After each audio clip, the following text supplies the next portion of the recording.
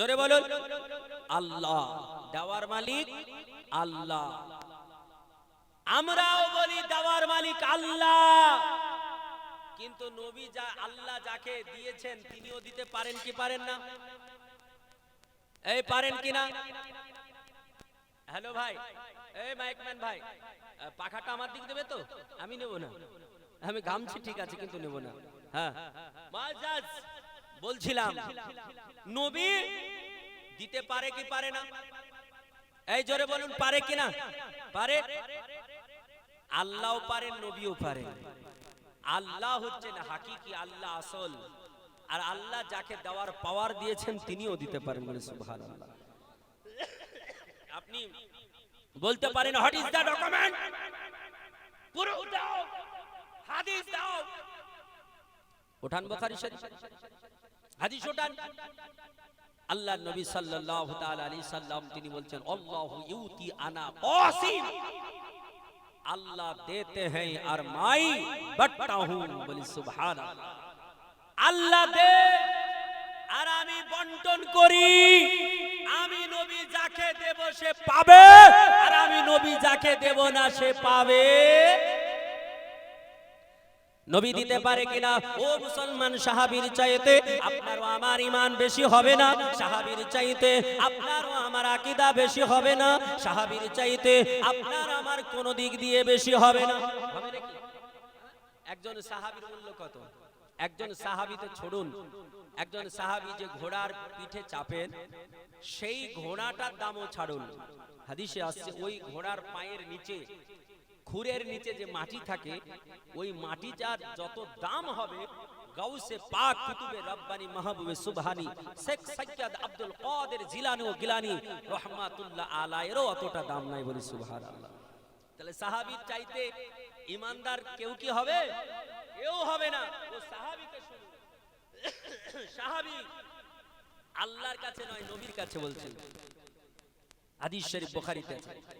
আল্লাহর নবী বিশ্ব নবী সাল্লাল্লাহু তাআলা আলাইহি ওয়াসাল্লাম নবীজি আবার জুমার দিনে খুতবা দিতেছেন। আল্লাহর নবী তিনি জুমার দিনে দাঁড়িয়ে দাঁড়িয়ে খুতবা দেয়।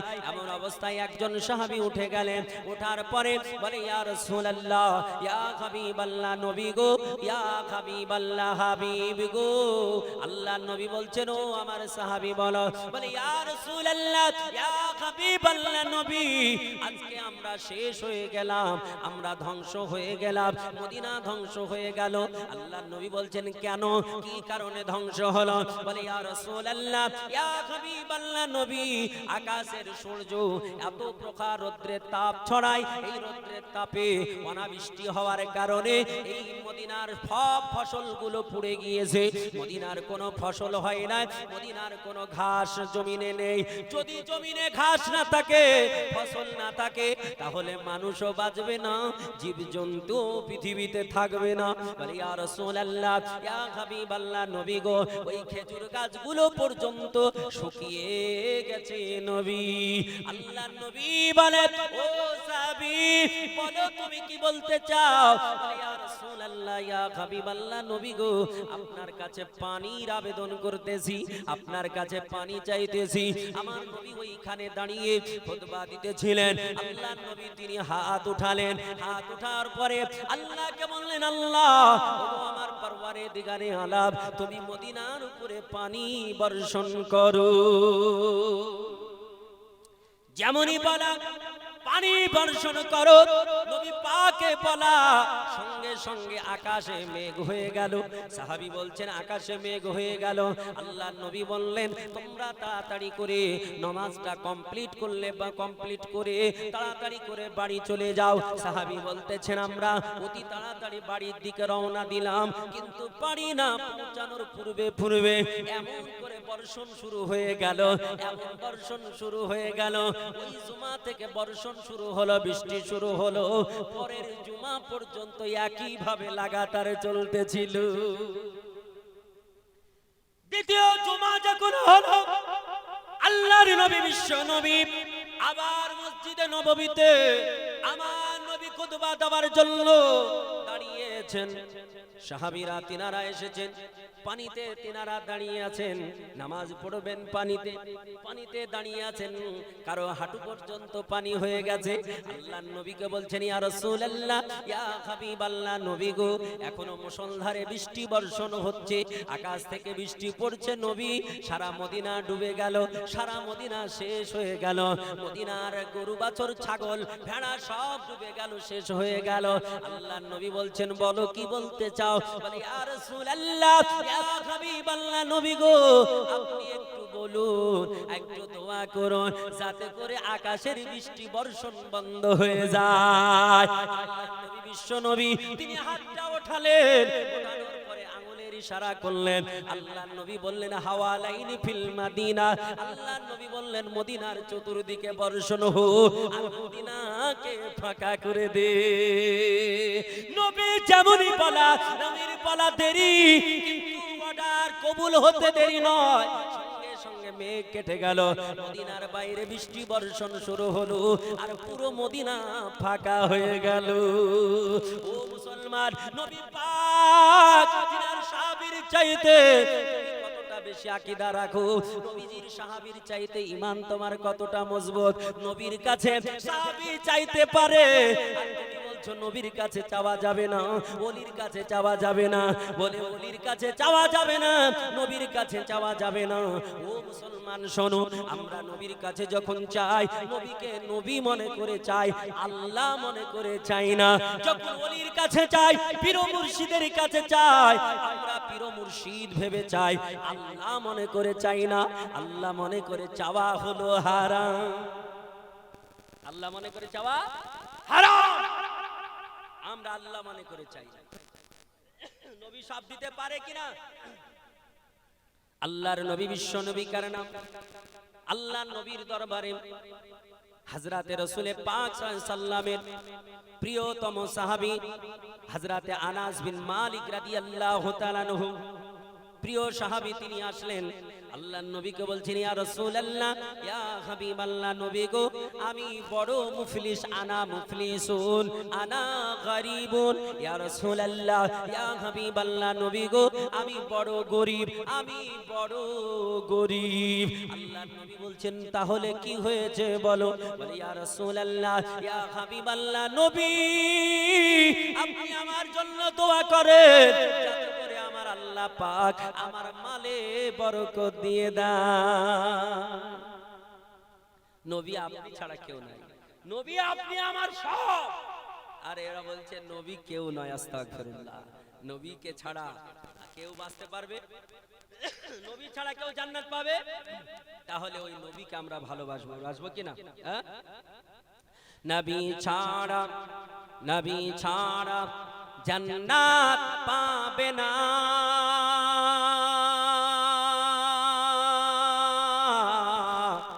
প্রিয় নবীকে ভোলা যাবে না। বলো সুবহানাল্লাহ। নবী ছাড়া, নবী ছাড়া জান্নাত পাবে না। প্রিয় নবীকে ভোলা যাবে না।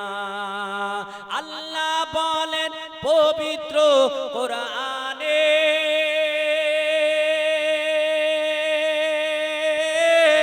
যাহা কিছু আছে আসমান ও জমিনে, আল্লাহ বলেন পবিত্র কোরআনে, যাহা কিছু আছে আসমান ও জমিনে, সব কিছু, সব কিছু তোমার অধীনে। প্রিয় নবীকে ভোলা যাবে না। জোরে বলো সুবহানাল্লাহ। ছেড়ে দেব, শেষ করে দেব? তাহলে হাত উঠিয়ে বলুন, ইয়া রাসূলুল্লাহ, নবী ছাড়া, নবী ছাড়া জান্নাত পাবে না। প্রিয় নবীকে ভোলা যাবে না। নবী যখন ছিলেন মায়ের পেটে,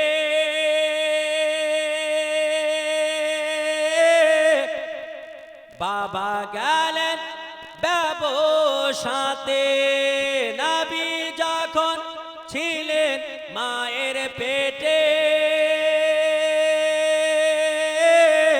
বাবা গেলেন ব্যবসাতে,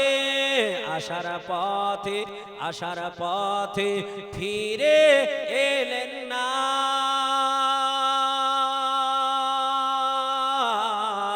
স্বামী হারা হলেন মা আমিনা, নবী ছাড়া জান্নাত পাবে না, প্রিয় নবীকে ভোলা যাবে না। আল্লাহুম্মা জোরে মাওলানা মুহাম্মদ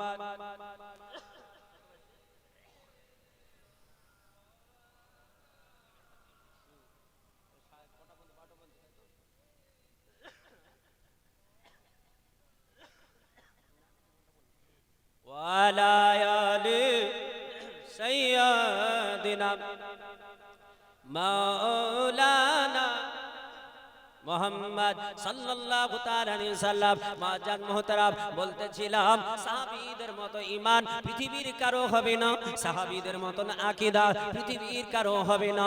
একজন সাহাবী যিনি নবী পাকের দেওয়ানা হযরত আনাস বিন মালিক রাদিয়াল্লাহু তাআলা আনহু নবীকে বলছেন, ইয়া রাসূলুল্লাহ, ইয়া হাবিবাল্লাহ, নবী গো আমি বড় গরীব সাহাবী, আমি বড় অভাবী, নবী গো আপনি আমার জন্য দোয়া করুন। আমার বাড়িতে খাবার হয় না, আমার বাড়িতে ভালোভাবে উনান জ্বলে না। আল্লাহর নবীকে দোয়া করতে বললেন। আল্লাহর নবী, আল্লাহর রাসূল তিনি বললেন, আমাদের প্রিয়তম হাবিব, আমাদের প্রিয়তম নবী তিনি বললেন, ও আনাস বিন মালিক, যাও আল্লাহ তোমাকে 20টা সন্তানের বাবা বানাবে। যাও আল্লাহ 20টা সন্তানের বাবা। আচ্ছা বলেন, কারো বাড়িতে 20টা সন্তান থাকে, কারো বাড়িতে 2টো সন্তান থাকে, খাবার কার বেশি লাগবে? খাবার কার বেশি লাগবে? পয়সা খরচ কার বেশি হবে? যার 20 জন। খাবার লাগবে, পোশাক লাগবে, শোয়ার ঘর লাগবে, কত কিছু লাগবে। বলে, ইয়া রাসূলুল্লাহ, ইয়া হাবিবাল্লাহ, নবী গো, ওগো আল্লাহর নবী, ওগো আল্লাহর রাসূল, প্রিয়তম নবী, আমি তো খেতেই পাই না, আমি তো শুতেই পাই না, আর আমাকে আল্লাহ 20টা সন্তান দেবে। আমি তো অভাবী, আমি তো দোয়া করতে বলছি যাতে করে আল্লাহ মাল দেয়, সম্পদ দেয়। আল্লাহর নবীকে বলছেন, হুজুর আপনি এমন কিছু বলছেন তো আমি আরো অভাবী হয়ে যাব, খেতে দেব কি করে? আমি তো গরিব সাহাবী, কি খেতে দেব? নবী বলছেন, যাও 40টা হবে। সাহাবী আনাস বিন মালিক রাদিয়াল্লাহু তাআলা আনহু চোখের জল ছেড়ে দিয়েছেন। বলে, ইয়া রাসূলুল্লাহ, নবী গো আমি 40টা সন্তানকে খেতে দিতে পারবো না। নবী বলছেন, যাও তোমার 60টা সন্তান হবে।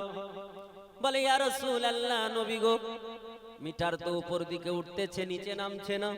বলে, ইয়া রাসূলুল্লাহ, 60টা সন্তান হলে আমি থাকতে দেব কোথায়, আর তাদের আহার যোগাবো কেমন করে? আল্লাহর নবী বলছেন, আনাস বিন মালিক, যাও যাও তোমার আল্লাহ তাআলা 100টা সন্তান দেবে। বলে, ইয়া রাসূলুল্লাহ, নবী গো 100 সন্তানের বাবা হয়ে কেমন করে তাদের লালন পালন করব? আমার নবী বলছেন, যাও আনাস বিন মালিক, আল্লাহ তোমাকে 100-এর অধিক আল্লাহ তোমাকে সন্তান দেবে। কিতাবের মধ্যে এসেছে, আল্লাহর নবী বলেছিলেন 100-এর অধিক বলতে কোন জায়গায় এসেছে 119 খানা, আর কোন জায়গায় আছে যে আল্লাহর নবী বলেছেন তোমাকে আল্লাহ 120টা সন্তান দেবে। আল্লাহর নবী তিনি 120টা সন্তানের কথা নবী বললেন। সাহাবী তিনি কাঁদতেছেন। বলে, ইয়া রাসূলুল্লাহ, ইয়া হাবিবাল্লাহ, নবী গো সন্তান আজকে দুনিয়ার মানুষ হলে তারা বলতো সন্তানের মালিক তো হলো আল্লাহ, আল্লাহর কাছে চাইবো, সন্তান তো দিবে আল্লাহ, আল্লাহ সন্তান দেবে, কিন্তু নবী কেমন করে দেবে? ওই সাহাবী তিনি কথা বলেননি, সন্তান দেওয়ার মালিক আমার আল্লাহ, কিন্তু বন্টনকারী হলো আমার রাসূলুল্লাহ। কারণ আপনি আবার বলতে পারেন, মাওলানা এটা তোমার কথা বলে না। আল্লাহর নবী তিনি বলছেন, আল্লাহু ইউতি আনা কাসিম, আপনারা দেন আর আমি এই রাসূলুল্লাহ বন্টন করি। আমার নবী পাক সাল্লাল্লাহু তাআলা আলাইহি ওয়া সাল্লাতু তাসলিম তিনার সাহাবী হযরত আনাস বিন মালিক রাদিয়াল্লাহু তাআলা আনহু তিনি বলছেন ইয়া রাসূলুল্লাহ ইয়া হাবিবাল্লাহ নবী গো আমি কেমন করে খাবো? আল্লাহর নবী বলছেন চিন্তা করো না, আমি নবী তোমার জন্য দোয়া করে দিলাম। আজকে নবী আমার রাসূল পাক দোয়া করেছেন ওই মদিনাতুল মানওয়ারা, আপনারা যারা হজ করতে গিয়েছেন দেখেছেন মদিনাতুল মানওয়ারাতে একটা বাগান আছে, যে বাগানটা হলো হযরত আনাস বিন মালিক রাদিয়াল্লাহু তাআলা আনহু আমার নবীজির সাহাবী হযরত আনাস বিন মালিকের বাগান। আমার নবীকে বললেন ইয়া রাসূলুল্লাহ ইয়া হাবিবাল্লাহ নবী গো আমার একটা খেজুরের বাগান আছে, সেটা খুব জোর হলে 10 কাঠা হবে, এর চাইতে বেশি হবে না।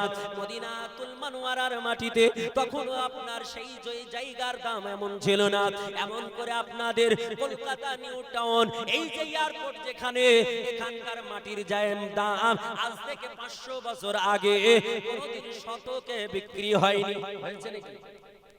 শতকে বিক্রি হয়েছে? হয়নি। 500 বছর আগে এখানে সব জঙ্গল ছিল মনে হয় নাকি? মুসলমান মদিনাতুল মানওয়ারায় তিনি বলতেছেন ইয়া রাসূলুল্লাহ মাত্র আমার 10 কাঠা জমি আছে, 10 কাঠা খেজুরের বাগান আছে নবী, ওই 10 কাঠা খেজুরের বাগান থেকে কেমন করে আমার আহার চলবে? আমরা দুনিয়ার মানুষ জানি খেজুরের গাছ বছরে আপনার ফসল দেয় কয়বার? ফল দেয় কয়বার গো খেজুরের গাছ?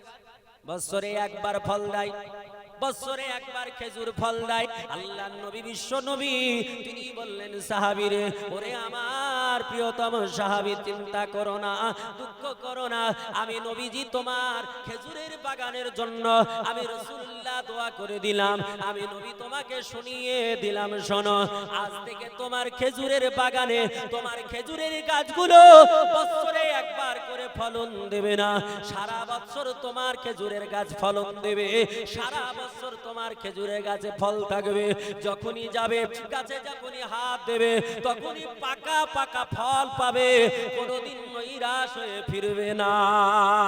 ও মুসলমানেরা আমার আল্লাহ পাক রব্বে কায়নাত রব্বুল আলামিন পবিত্র কালাম কোরআন পাক আল্লাহ তাআলা বলেছেন বান্দারে ওগো আমার বান্দা বান্দীরা তোমরা কোনোদিন নৈরাশ হবে না, আমি আল্লাহ আমার রহমত থেকে পিছিয়ে যাবে না। আল্লাহ কোরআন পাকে বলেছে লা তাকনাতু মির রাহমাতিল্লাহ, আল্লাহ বলছে বান্দারে তোমরা আমার রহমত থেকে নৈরাশ হবে না, আমার রহমত থেকে বঞ্চিত হবে না, আমার রহমতের উপরে ভরসা রাখো, আমার রহমতের উপরে আস্থা রাখো, আমি আল্লাহ তোমাদের পৃথিবীর জমিনে সম্মান দেব, পৃথিবীর জমিনে আহার দেব। দুনিয়ার মানুষ আমরা যারা পৃথিবীতে বসবাস করি তারা এই দুনিয়ার মানুষ বেশির অংশ আমরা মনে করি সম্মানের মালিক তো দুনিয়াতে যারা টাকাওয়ালা তারা তারা যদি সম্মান দেয় সম্মান বাড়বে। আমরা কিছু মানুষ মনে করি নেতা মন্ত্রী সম্মানের মালিক, নেতা মন্ত্রী যদি সম্মান দেয় আমাদের সম্মান বাড়বে। ও মুসলমান শোনো, সম্মানের মালিক পৃথিবীর কেউ নয়, সম্মানের মালিক হলো আমার আল্লাহ।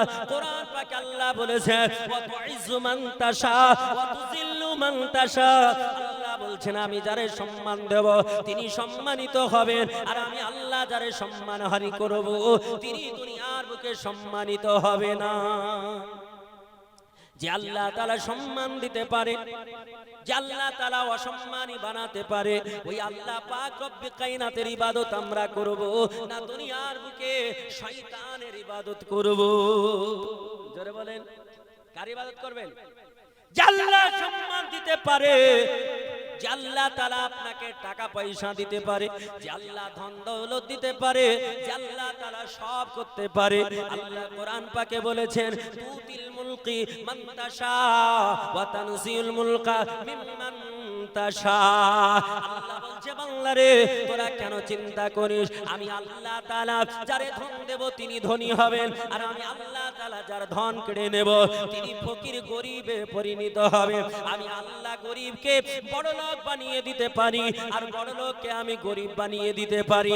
আপনাদের কলকাতাতে এই যে আপনার নিউ টাউনে ফ্ল্যাট আপনার কারো 6 তলা আছে, আমার আল্লাহ যদি চায় আমার আল্লাহ তাআলা তাকে পথের ভিখারি বানিয়ে দিতে পারে। আবার আল্লাহ তাআলা এই কলকাতার কোনো একটা বস্তির মানুষকে আমার আল্লাহ এয়ারপোর্টের পাশে 20 তলা বিল্ডিং করার ক্ষমতা দিতে পারে। আমার আল্লাহ তাআলা দিতে পারে, কারণ আল্লাহ হলো মালিক। আমার হায়াতের মালিক আমার আল্লাহ, মউতের মালিকও আমার আল্লাহ, পৃথিবীর কেউ মালিক নয়। আমার আল্লাহ কোরআন পাকে বলেছে, ওয়া তুখরিজুল হাইয়া মিনাল মাইয়াতি ওয়া তুখরিজুল মাইয়াতা মিনাল হায়। আল্লাহ বলছে, বান্দারে আমি যারে জীবিত রাখবো, মরাকে আমি জীবিত করতে পারি, আর জীবিতকে মরা বানাতে পারি। মুর্দাকে আমি জীবিত করতে পারি, আর জীবিতকে মরায় পরিণত করতে পারি। যে আমি আল্লাহ তাআলা সব কিছু করতে পারি। এই আল্লাহ পাকের ইবাদত আমরা করব না অন্য কারো উপাসনা করব? জোরে বলুন। আমরা আল্লাহর ইবাদত করব। আমার আল্লাহ কোরআন পাকে তাও বলেছেন, আল্লাহ বলছেন তোরা কার ইবাদত করবি? আল্লাহ বলছেন উবুদুল্লাহ, আল্লাহ পাকের ইবাদত করো। উসজুদুল্লাহ, আল্লাহ পাকে সাজদা করো। আল্লাহ ব্যতীত কারো সিজদা করা যাবে না, আল্লাহ ব্যতীত কারো কাছে মাথা নত করা যাবে না। চাই বাবা হতে পারে, বাবার পায়ে কোনোদিন মাথা নত করা যাবে না, মায়ের কাছে মাথা নত করা যাবে না, পীরের কাছে মাথা নত করা যাবে না, পীরের মাজারেও মাথা নত করা যাবে না। যদি সাজদা করতে হয় একমাত্র আল্লাহ ছাড়া দ্বিতীয় কাউকে সাজদা করব না। আমরা সুন্নি সহিহুল আকীদার মানুষ, কোনোদিন পীরকে সাজদা করি না, কোনোদিন আপনার মাজারকে সাজদা করি না। কিন্তু আপনার আপনার ওয়াহাবীরা বলতেছে আল্লাহর ওলি মাননেওয়ালা সুন্নি সহিহুল আকীদার মানুষ তারা, এরা পীরকে সাজদা করে, মাজারে গিয়ে সাজদা করে। আমি বলবো রে ভুইফোর, তোমরা তোহমাত না লাগিয়ে, দোষ না লাগিয়ে একটু রিসার্চ করে দেখো, গবেষণা করে দেখো। কারণ আমরা কোনোদিন একথা বলিও না, সাপোর্টও করি না। যেটা আল্লাহর ওলির মাজার হয়, ওখানে হিন্দু যায়, ওখানে খ্রিস্টান যায়, ওখানে শিখ যায়, ওখানে জৈন যায়, ওখানে মারাঠি যায়, ওখানে মাজুসি যায়, ওখানে অগ্নি পূজক যায়, দুনিয়ার সব মানুষ যায়। খাজা গরিবে নওয়াজের দরবারে যাও, আবার খাজার দরবারে পৃথিবীর সব নেতা মন্ত্রীরা যায়। মোদি যদি গিয়ে সাজদা দেয়, আর তুমি যদি না চিনে বলো মুসলমানরা সাজদা দেয়, মুসলমানরা সাজদা করে, সুন্নিরা সাজদা করে, পীরের ভক্তরা সাজদা করে, এটা তোমার বড় তোহমাত লাগানো হবে। আর না জেনে কারো তোহমাত লাগালে আমার আল্লাহ কিয়ামতের মাঠে তোমাকে ছাড়বে না, ছাড়বে না। আমরা কেউ সাজদা দিই গো? আমরা সাজদার পক্ষে নয়, আমরা সাজদার বিপক্ষে। আমরা মাজার শরীফ জিয়ারত করি, দূরে থেকে করি, কমসে কম 4 হাত দূর থেকে করি, এটাই ভালো, উত্তম। মুসলমান আল্লাহর ওলি, তিনাদের সংস্পর্শ থাকুন, তিনাদের কাছে যান। আমি অল্প সময়ের জন্য হযরত যিনি আজকে এখানে আপনাদের কাছে শায়িত অবস্থায় আছেন, তিনার এখন যিনি দেখভাল করছেন হযরত, ওনার সঙ্গে আমি সাক্ষাৎ করলাম, খুব ভালো লাগলো আমাকে। বুঝছেন কিনা? খুবই ভালো লেগেছে। সুবহানাল্লাহ। মুআজ্জাজ উনি বলছিলেন যে হুজুর তিনি পর্দা নিয়েছিলেন কত সালে, তিনি বললেন কি অবস্থায় শুনলাম। তো মুআজ্জাজ মুহতারাম, আল্লাহ পাক রব্বে কায়নাত রব্বুল আলামিন আমাদের এখানে যাদের এনেছেন, আমরা সকলে যেন পাক্কা সহি সুন্নিউল আকীদার মানুষ হতে পারি। সকলে বলি আল্লাহুম্মা আমিন। আর আমরা আল্লাহকে আল্লাহর মতো মানি, নবীকে নবীর মতো মানি, পীরকে পীরের মতো মানি, বাবাকে বাবার মতন সম্মান জানাই, মাকে মায়ের মতো সম্মান করি। আমরা হচ্ছে সুন্নি সহিহুল আকীদার মানুষ। মিশকাত শরীফে এসেছে, নবী বলেছেন আমার উম্মত ৭৩টা দলে বিভক্ত হবে। মুসা কালিমুল্লাহর জামানার মানুষ ৭২টা দলে বিভক্ত হয়েছে, আমার উম্মত ৭৩টা দলে বিভক্ত হবে। এই ৭৩টা দল, এর মধ্যে একটি জান্নাতে যাবে, বাকি সব জাহান্নামী। সেই জান্নাতি দলটা কোন হবে? কোন দল হবে? আপনি আমার কথা শুনবেন না, হাফিজ সাহেবের কথা শুনতে হবে না, আপনি হাদিস শুনুন।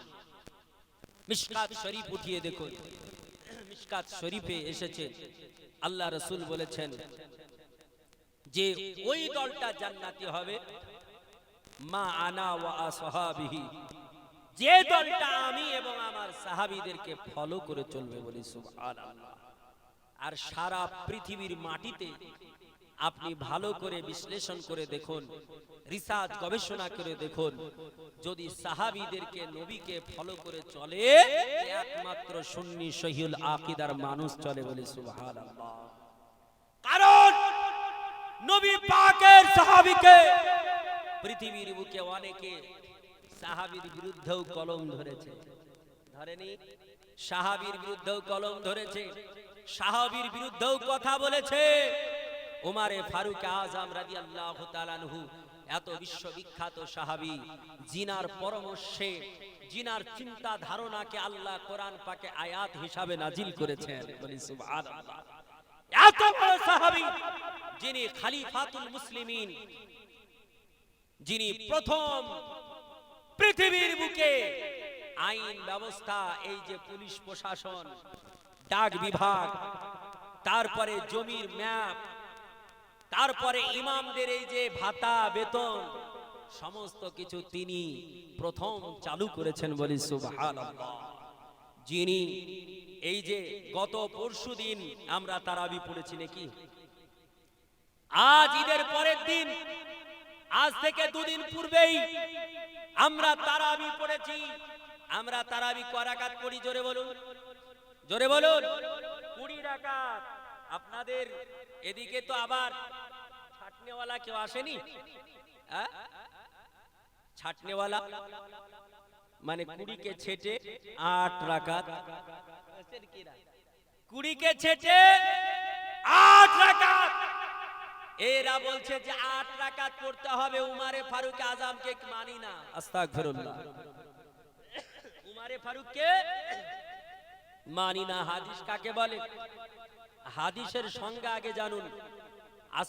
আপনি মুকদ্দমা উঠিয়ে দেখুন, মুকদ্দমা পড়ুন। হাদিস বলা হয় কাউলুন নবী ফেল ওয়া তাকরীর, নবী পাক সাল্লাল্লাহু আলাইহি সাল্লামের কথা, কর্ম এবং সম্মতি। নবী যেটা করেছেন, নবী যেটা বলেছেন, সাহাবীরা করেছেন, সেটা তিনি সম্মতি দিয়েছেন, সেটাও হাদিস, বলি সুবহানাল্লাহ। ওমরে ফারুক আজম বিশ্ববিখ্যাত সাহাবী, তিনি 20 রাকাত তারাবি জামাতের সঙ্গে তিনি প্রথম চালু করেছিলেন। তিনার যদি ভুল হতো, তিনার পরে হযরত উসমান গনি রাদিয়াল্লাহু তাআলা আনহু, তিনি কিন্তু 20 রাকাত আর পড়তেন না। যে ওমরে ফারুক আজম তিনি যা পড়েছেন আমি আর পড়ব না, তিনি 20 রাকাতকে কমিয়ে তাহলে তোমাদের মতো 8 রাকাত পড়তো। কিন্তু উসমান গনি কয় রাকাত পড়েছেন? হযরত উসমান গনি রাদিয়াল্লাহু তাআলা আনহু 20 রাকাতই পড়েছেন। যদি উনি পড়লেন, হযরত উসমান গনি হয়তো বলতেন যে আমি উমরে ফারুক আজমকে সম্মান করি, তার সম্মানার্থে 20 রাকাত পড়লাম। কিন্তু হযরত আলী তো তাহলে 8 রাকাত পড়তেন, কিন্তু হযরত আলীও তা করলেন না। হযরত আলী মুশকিল কোশা, তিনিও 20 রাকাতই পড়লেন। হযরত আলী মুশকিলে কোশার পর ইমামে হুসাইন হযরত হাসান রাদিয়াল্লাহু তাআলা আনহু 6 মাস খেলাফতের মসনদে ছিলেন, তিনিও 20 রাকাতই পড়লেন। তারপরে হযরত হুসাইন মুর্তজা, হযরত হাসান ও হুসাইন যেমন তেমন মানুষ নয়, এরা হচ্ছে জান্নাতি সরদার, বলি সুবহানাল্লাহ। নবী বলেছেন আল হাসানু ওয়াল হুসাইনু সাইয়্যিদা শাবাব আহলি ফিল জান্নাহ। নবী বলেছেন হযরত হাসান ও হুসাইন এরা দুজনে জান্নাতি নওজোয়ান সরদার, বলি সুবহানাল্লাহ। নবী আরো বলেছেন আল হাসান ওয়াল হুসাইনু রাহয়ানা ফিল জান্নাহ। হযরত হাসান ও হুসাইন জান্নাতের দুটো প্রস্ফুটিত ফুল, জোরে বলি সুবহানাল্লাহ। আমরা হাসান ও হুসাইনকে ভালোবাসি কিনা, জোরে বলুন। পাক পাঞ্জাতনকে ভালোবাসেন কারা? হাত উঠিয়ে বলুন ইয়া রাসূলুল্লাহ। আজ মুহতারাম, আমরা আহলে বায়াতকে মাননেওয়ালা, তিনারাও 20 রাকাত পড়েছেন। ফুকাহে কেরাম তিনারা 20 রাকাত পড়েছেন। তাবি আইম্মায়ে কেরাম তিনারাও 20 রাকাত পড়েছে। আর তুমি কে হে? বলছো 8 রাকাত পড়তে হবে, হ্যাঁ? তুমি দলিল পেলা কোথায়? রমজান শরীফ পবিত্র মাস, যে মাসে যত পড়বেন তত বেশি নেকি, আর শয়তানের কাজ হচ্ছে নেকি থেকে বঞ্চিত করা। ঠিক বললাম না ভুল বললাম? শয়তানের কাজ হচ্ছে নেকি থেকে বঞ্চিত করা। একদিন শয়তান মিটিং ডেকেছে তার চেলাদেরকে, বলছে শোন, যে বড় কাজ করতে পারবি তাকে আমি বড় সারপ্রাইজ দেব। কে বলছে? ইবলিস শয়তান। তার শিষ্যরা সবাই চিন্তা করলো, আমাদের ইবলিস শয়তান যখন সারপ্রাইজ দেবে, কাজ বড়ই করতে হবে। বিভিন্ন জন ফিল্ডে চলে গেছে। যাওয়ার পর কেউ মায়ের সঙ্গে ছেলের জেনা করিয়ে দিয়েছে, এটাকে কম বড়? কেউ মানুষের সঙ্গে মানুষের দ্বন্দ্ব লাগিয়ে মার্ডার করে দিয়েছে, কেউ গ্রামে দ্বন্দ্ব লাগিয়ে পুরো জ্বালিয়ে দিয়েছে। এই রকম বিভিন্ন জন বিভিন্ন রকম কাজ করে সন্ধ্যাবেলায় ইবলিসের দরবারে এসেছে। যে ইবলিস মানুষের প্রকাশিত দুশমন, দুনিয়াতে সবচাইতে দুশমন মানুষের কে? জোরে বলুন। আল্লাহ কোরআনে বলেছেন, ইন্নাশ শায়াতানা লিল ইনসানি আদুউম মুবিন। মানুষের প্রকাশিত শত্রু, তার নাম হচ্ছে ইবলিস। বলে ইবলিস, এই ইবলিস সকালবেলায় সন্ধ্যাবেলায় সবাই এসেছে, বলছে হুজুর সারপ্রাইজ আমি নেব। বলে কি করেছিস? মায়ের সঙ্গে ছেলের জেনা। বাস, বড় কাজ করেছে, এত সামান্য কাজ বাস। বলছে হাই হাই, এত বড় কাজ করে সারপ্রাইজ নাই। আর একজন বলছে হুজুর আমি করেছি। বলে কি? এক গ্রামে ঝামেলা লাগিয়ে দিয়ে 4টে মার্ডার করে দিয়েছে। এই কাজ হলো নাকি? বাস। আর একজন বলছে হুজুর আমি গোটা গ্রাম জ্বালিয়ে দিয়েছি, কত মানুষ মারা গেছে বলা যাবে না। বলে তুইও বস। এখন আরো যেগুলো আছে ওরা বলছে এত বড় বড় করে যদি সারপ্রাইজ না হয়, প্রাইজ না পায়, তো আর কি করে হয়? একটা শয়তান ন্যাংড়া ছিল, ন্যাংড়া, ও হাঁটতে পারে না। এ বলছে যে আমি বলবই না।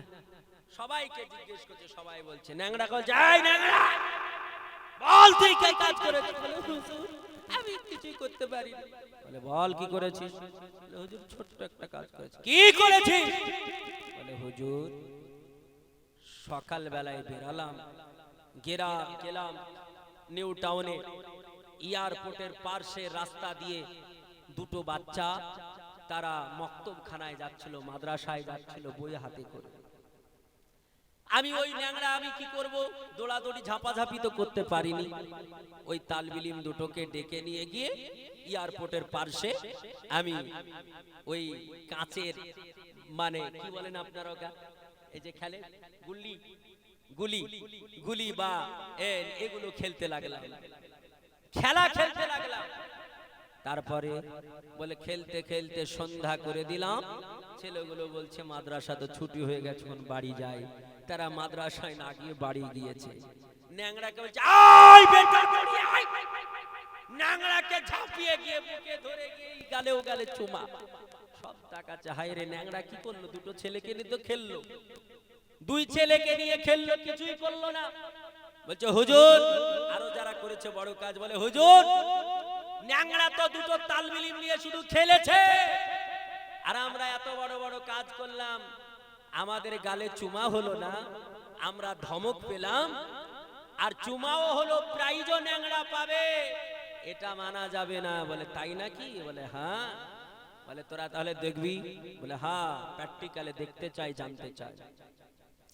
বলল শোন, ওই দুটা তালবা ইলম যদি আলেম হয়ে যায়, সুন্নি শহীদুল আকীদার আলেম হয়ে যায়, তাহলে একটা গ্রাম নয়, 1000 গ্রামকে সে শিরক থেকে বাঁচিয়ে দেবে। বলি সুবহানাল্লাহ।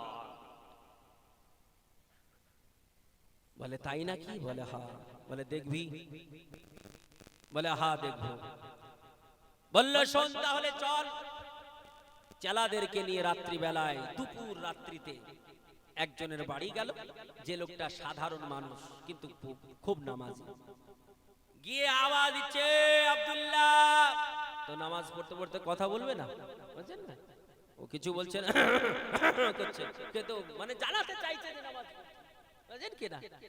অনেক ভাই আছে দেখবেন নামাজ যখন পড়ে আত্তাহিয়াত দুরুদ শরীফ দোয়া মাসুরা পড়া হয়ে গেছে ইমামের পেছে, ইমাম একটু হালকা করে আস্তে করে স্লো পড়ছে যাতে করে সকলের পড়া হয়, তো উনার পড়া হয়ে গেছে, তো উনি আবার সিগন্যাল দিচ্ছেন, করে না সিগন্যাল দেয় না পেছ থেকে, মানে মানে হয়ে গেছে তাড়াতাড়ি সালাম ফিরে। শোনেন মাসলা, যদি আপনি করেন সিগন্যাল দেন তো আপনার নামাজটাই আপনার নামাজটাই বাদ হয়ে যাবে, যার জন্য আপনার পড়া হয়ে গেলে চুপচাপ থাকবেন, সিগন্যাল দেওয়া লাগবে না, ইমাম সাহেব যখন হবে তখন সালাম ফিরবেন। রাত্রি বেলায় গিয়েছে, এখন এ সালাম টালাম ফিরে বলছে কে, আজাজিল শয়তান অদৃশ্য থেকে বলছে আমি জিবরিল আমিন এসেছি। এর কিন্তু চোখ দাঁড়িয়ে গেছে, দরবেশ সাহেবের চোখ দাঁড়িয়ে, হ্যাঁ জিবরিল আমিন? বলে হ্যাঁ, তুমি এত আল্লাহর ইবাদত করো, সারা রাত্রি জেগে জেগে তাহাজ্জুদ পড়ো, আল্লাহ তোমার প্রতি খুশি হয়ে গেছে, তাই আমি জিবরিল আমাকে পাঠিয়েছে তোমাকে মেরাজে নিয়ে যাব। দরবেশ বলছে আরে বাবা রে, আমার প্রতি আল্লাহ খুশি, মেরাজে যাবে? বলে ঠিক আছে, বলে তাড়াতাড়ি ওযু করে নাও। ওযু টযু করে নিয়েছে, এবার বলছে মেরাজে কিসে যাব? বলে সব রেডি আছে বোরাক। চোখটাকে বেঁধে দিয়েছে দরবেশের। বলছে চোখ বাঁধছো কেন? বলে আসমানে উঠবে তখন নিচে যদি তাকাও হার্ট ফেল করবে না, যার জন্য চোখ বেঁধে দিচ্ছি যাতে করে হার্ট। চোখ বেঁধে দিয়েছে, হাত বেঁধে দিয়েছে, গাধার পিঠে বসিয়ে দিয়েছে, বুঝছেন কিনা, গাধার পিঠে বসিয়ে টানতে টানতে নিয়ে চলছে। যেতে যেতে এক নর্দমায় নিয়ে গিয়ে ইবলিশ ধাক্কা দিয়ে ফেলে দিয়েছে। বলে পাগলাকার কতদিন নিয়ে যাব, ফেলে দিয়েছে। যখন ও পড়েছে পায়খানা টায়খানা লেগে গেছে, চোখ খুলে দেখছে পায়খানাতে গড়াগড়ি খেলছে। ও বলছে আস্তাগফিরুল্লাহ আস্তাগফিরুল্লাহ, এখানে আমার যাওয়ার কথা ছিল সপ্তাহ মানে, আর পায়খানায় কেন? ইবলিশ কেটে পড়েছে। এক আলেম সাহেব রাত্রিতে নামাজ পড়ছেন, তাহাজ্জুদের নামাজ পড়ছেন, ওখানে গিয়ে ওই রকমই আওয়াজ দিচ্ছে। আলেম কোনো আওয়াজ করছে না, কমপ্লিট করলো নামাজ। কে? ইবলিশ বলছে আমি জিবরিল আমিন এসেছি, আপনাকে মেরাজে নিয়ে যাব, তাই আল্লাহ আপনার প্রতি খুশি হয়ে গেছে। আলেম যেমন শোনা তিনি বলছেন লা হাওলা ওয়ালা কুওয়াতা ইল্লা বিল্লাহিল আলিয়্যিল আযীম। দূর হও শয়তান ইবলিশ। আরে নবী চলে যাওয়ার পর আর পৃথিবীতে কোন মানুষের কাছে জিবরিল আমিন আসবে না। আর তুই আমার কাছে এসেছিস, আমি বুঝে গেছি তুই শয়তান, দূর হো। যেমন লা হাওলা ওয়ালা কুওয়াতা পড়েছে, গায়ে আগুন লেগে গেছে, ও চাচা করে ছুটতেছে। এখন সব মিটিং বসে দু চাচা চড় লাগিয়েছে ওদেরকে, যারা বলেছিল ন্যাংরাকে কেন চুমা দেবে সারপ্রাইজ, চড় লাগিয়ে বলছে দেখলি এই জন্য দিয়েছি।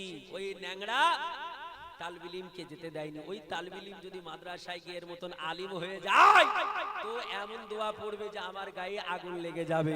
আর সাধারণ হয়ে থাকলে ও আমার গায়ে আগুন লাগাতে পারবে না, নিজের গায়ে পায়খানা লাগিয়ে গোড়াগড়ি খাবে। মা জাজ মোহতারাম,